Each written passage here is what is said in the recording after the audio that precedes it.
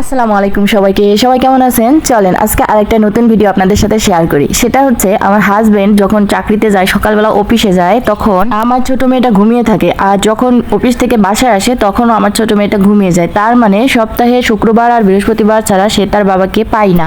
ভুল হয়ে গেল, শুক্রবার আর শনিবার ছাড়া সে তার বাবাকে কাছেই পায় না। তাই জন্য তার বাবাকে আমি বলেছিলাম যে যদি সময় পাও বিকাল করে একবার হলেও মেয়ের সাথে দেখা করতে এসো। কিন্তু মেয়ের সাথে দেখা করতে এসে হয়ে গেল মহা বিপদ। দেখেন, দেখা তো করতে এসেছে, তারপরে আপনারা দেখতে থাকুন আমার ছোট মেয়েটা কি করে।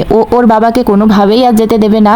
ছোট বাচ্চা আসলে বাবাদেরকে এত বেশি আঁকড়ে ধরে বেঁচে থাকতে চায়, কি বলবো, ভাষায় প্রকাশ করার মতো নয়। এটি হচ্ছে বগুড়া গাবতলী রেল স্টেশন। এই স্টেশনের সামনে ট্রেনের লাইন যে আছে না, এখানে বিকালবেলা অহরহ মানুষ ঘোরাফেরা করে, অনেক মানুষ হাঁটাহাঁটি করে, একটা সুন্দর জায়গা। আমিও আসি আমার ছোট মেয়ে বড় মেয়ে দুটোটাকে নিয়ে ঘুরতে। এখানে ঘুরতে ভালোই লাগে, কারণ এখানে সুন্দর পরিবেশ, অনেক লোকজন যায়, মাঝে মাঝে ট্রেনও যায়। একদিন একটা ট্রেনের ভিডিও আপনাদের সাথে আমি শেয়ার করেছি। আর এখানে অনেক লোকজন দেখা যায়, হাঁটার মতো সুন্দর রাস্তা আছে, ভালোই লাগে। এতটুকু বাচ্চা দেখেন কি রকম রেল লাইনের উপর দিয়ে হাঁটার চেষ্টা করতেছে, তাও দেখেন সুন্দরভাবে সে পাও ফেলতে পারতেছে। সব থেকে ভালো লাগে কখন বেশি জানেন? যখন আসলে শত অভাবের মাঝে মনের মানুষটা বা ঘরের মানুষটার সাথে মিল মহব্বত বেশি থাকে। অভাবের মাঝেও এক টুকরো সুখের হাসি, এই হাসিটা আমরা কোথায় পাবো বলেন? শত টাকা দিয়েও কিনতে পাওয়া যায় না। আমার স্বামী, আমি, আমার দুই মেয়ে ছাড়া আমাদের পরিবারে আর কেউ নেই। তার মধ্যেও অনেক সুখী আমরা। আমাদের মতো সুখী ব্যক্তি মনে হয় পৃথিবীতে কেউ নেই, এটা আমি মনে করি। এখন আমার স্বামী চলে যাচ্ছে আর আমি আমার মেয়েটাকে কান্না অবস্থায় নিয়ে বাসায় চলে যাচ্ছি। ও অনেক কান্নাকাটি করতেছে, যাবেই না। তারপরে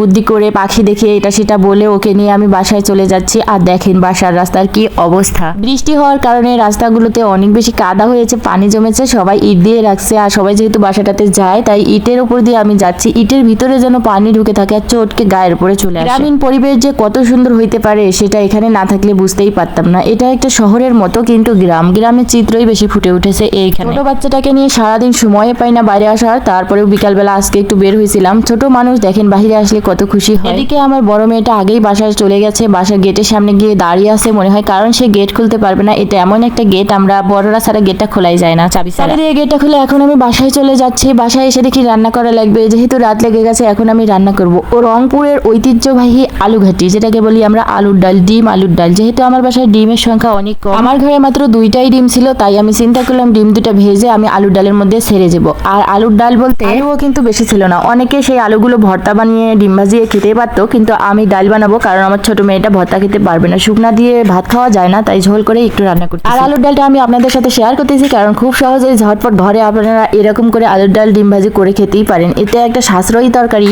অল্প একটু আলু আর দুইটা ডিম হলে বা একটা ডিম হলেই হয়ে যায়। প্রথমে তো আমি আলুটাকে রাইস কুকারে মানে ভাতের উপরে দিয়ে সিদ্ধ করে নিয়েছিলাম, এরপর আলুটাকে চটকিয়ে পেঁয়াজ দেখলেন তো ভেজে নিয়ে তেলের উপর হালকা হলুদ দিয়ে এরপর আলুটা আমি ওখানে দিয়ে ভালো করে কষাচ্ছি। আর এর মধ্যে আমি লবণ, হলুদ, মশলা, গরম মশলা সবকিছু দিয়ে দিলাম। হ্যাঁ, এখানে কিন্তু আদা বাটা রসুন বাটা দেওয়ার কোনো প্রয়োজন নাই, এখানে শুধু জিরা গুঁড়া দিতে হবে, ভাজা জিরা গুঁড়া, গরম মশলার গুঁড়া, লবণ, হলুদ, চাইলে আপনারা গরম মশলা গোটাও দিতে পারেন, সাদা এলাচ, দালচিনি, তেজপাতা এইসব। আজকে অনেক বেশি গরম পড়েছে, বাহিরে বৃষ্টিও হচ্ছে, তারপরে গরম যেন কমতেইছে না, তাই জন্য আমি ঝটপট রান্না করতেছি। গরমের মধ্যে আমি বেশি রান্না করতে পারবো না। তারপরে এই দেখেন আলু ঘাটির মধ্যে একটু পানি দিয়ে কষিয়ে নিয়েছি, কিন্তু আমি আগেই ভেজে নিয়েছি, কারণ ডিমটাকে ভেজে নিয়ে তুলে এই কড়াইয়েই আমি ডিমটা ভেজে নিয়েছি, নিয়ে তুলে রেখেছি। যখন আলু ঘাটিটা হয়ে যাবে শেষে কিন্তু আমি এর উপরে ডিম ভাজিগুলো ছেড়ে দিব। এতে করে কি হবে জানেন? ডিম ভাজির মধ্যে আলুর ডালগুলো সুন্দরভাবে ঢুকে যাবে, ডিম ভাজিটা অনেক রসালো হবে, ডালের মধ্যে ঝোল, ডিম ভাজি, ওয়াও, খেতে অনেক মজা লাগে। সবাই বাসায় একবার হলেও ট্রাই করে দেখবেন। যারা নতুন আমার চ্যানেলে তারা অবশ্যই আমার চ্যানেলটাকে সাবস্ক্রাইব করে দিয়ে পাশে থাকবেন। পরবর্তীতে নতুন ভিডিও আসলে অবশ্যই আপনার কাছে যাবে, নইলে কিন্তু কোনো ভিডিও আপনি আর দেখতে পাবেন না আমার চ্যানেলে। তাই আমার চ্যানেলটাকে অবশ্যই সাবস্ক্রাইব করে দিবেন, লাইক করে দিবেন, কমেন্ট করে জানাবেন কোথা থেকে আপনি আমার ভিডিও দেখতেছেন, আমার ভিডিওটা কেমন লাগলো। আল্লাহ হাফেজ।